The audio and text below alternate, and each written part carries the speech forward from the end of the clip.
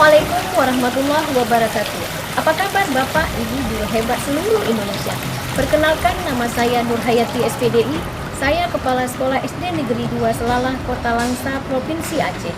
Melalui video ini, saya akan berbagi praktik baik yang telah saya lakukan di sekolah, yaitu proyek penguatan profil pelajar Pancasila, tema gaya hidup berkelanjutan, topik cerdas mengolah sampah menjadi karya estetik, dan pupuk organik.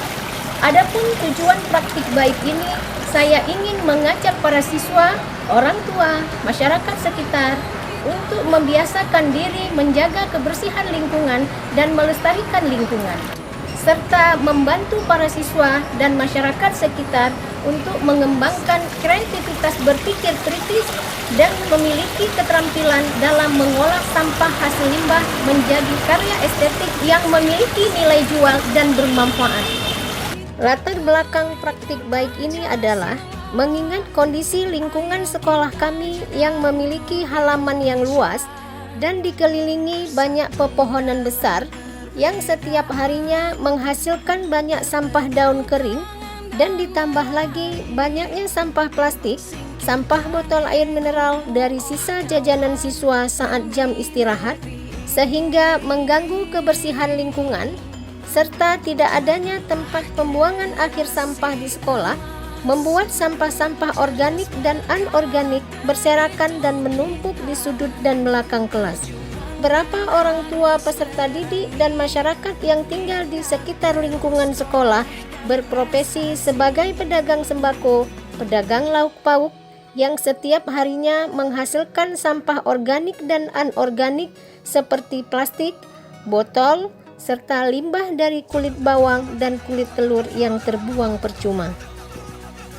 Untuk meningkatkan kecintaan murid terhadap lingkungan, saya tergerak untuk melakukan gerakan peduli lingkungan dengan merancang strategi 3R, mengurangi, menggunakan kembali, dan mendaur ulang.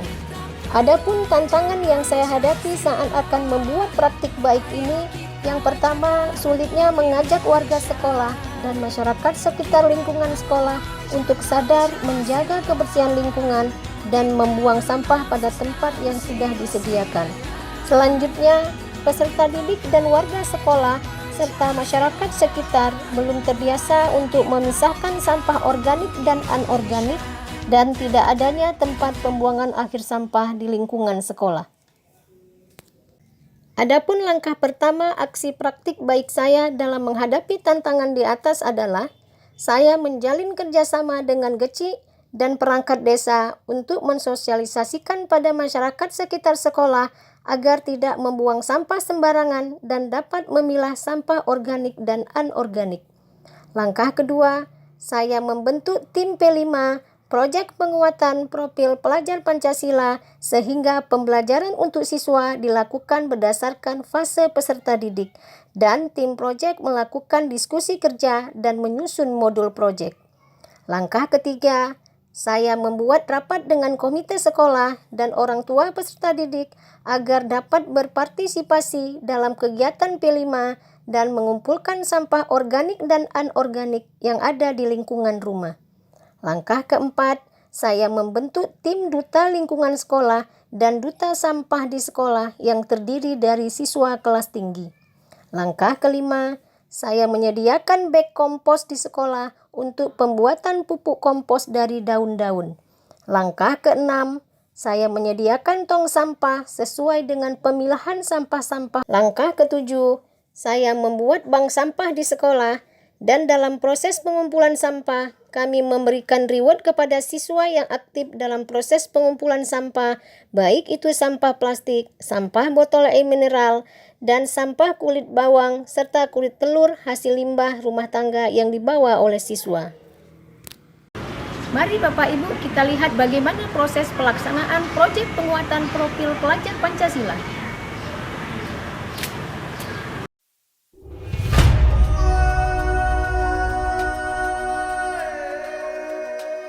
Setelah terkumpul sampah plastik, botol air mineral, dan limbah kulit bawang, kulit telur, serta daun, peserta didik mulai melakukan proyek penguatan profil pelajar Pancasila P5 sesuai dengan fase dan topik yang sudah ditentukan, yaitu mengolah hasil limbah menjadi pupuk organik.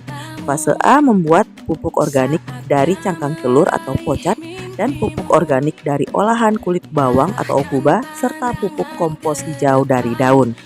Sulap plastik menjadi karya estetik. Fase B yaitu membuat pagar, gaba-gaba dari botol air mineral, membuat bunga, tas, tempat tisu, karpet, celengan, tong kain kotor yang bernilai jual dan bermanfaat, didampingi tim koordinator dan fasilitator proyek penguatan profil pelajar Pancasila. Dengan adanya proyek gaya hidup berkelanjutan, saya terbiasa membuang sampah pada tempatnya, mengolah sampah, mendaur ulang sampah, dan pembelajaran itu sangat menyenangkan.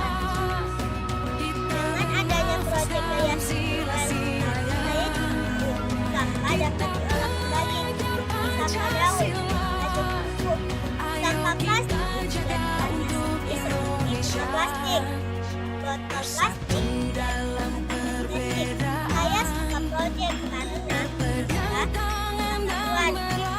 P5 merupakan kegiatan co-kurikuler berbasis proyek yang dirancang untuk mencapai kompetensi dan karakter, serta P5 merupakan suatu pembelajaran yang berbasis lingkungan, sehingga peserta didik akan memperoleh pengalaman langsung dengan sumber belajar di sekitarnya.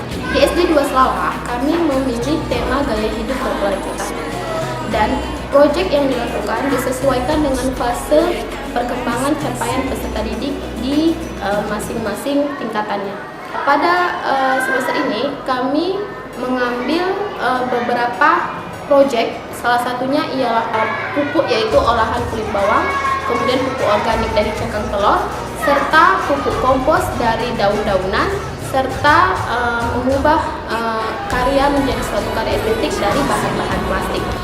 Sekian video praktik baik saya kali ini, semoga bermanfaat bagi peserta didik untuk meningkatkan kecintaan terhadap lingkungan dan menjadi inspirasi dan gambaran bagi guru dalam melakukan perubahan yang bermakna dan berdampak langsung bagi peserta didik. Terima kasih, salam dan bahagia Bapak Ibu guru hebat seluruh Indonesia.